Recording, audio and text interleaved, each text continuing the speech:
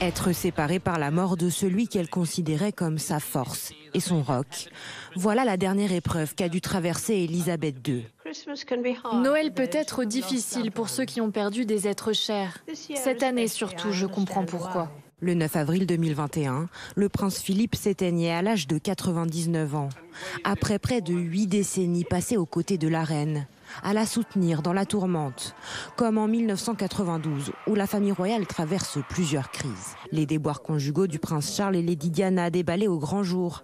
Le divorce surprise après 19 ans de mariage de son fils Andrew et de la princesse Anne. Et enfin, son château Windsor, ravagé par les flammes.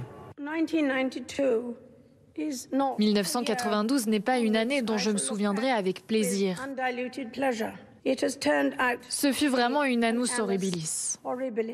Les années qui suivent ne seront pas plus joyeuses. Après le divorce très médiatisé de Charles et Diana, une nuit fait basculer la vie de la famille royale dans une autre dimension dramatique. Le 31 août 1997, la princesse des cœurs trouve la mort dans un accident de voiture à Paris.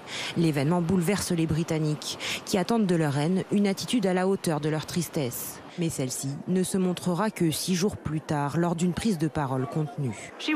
Elle était un être exceptionnel et d'une grande humanité.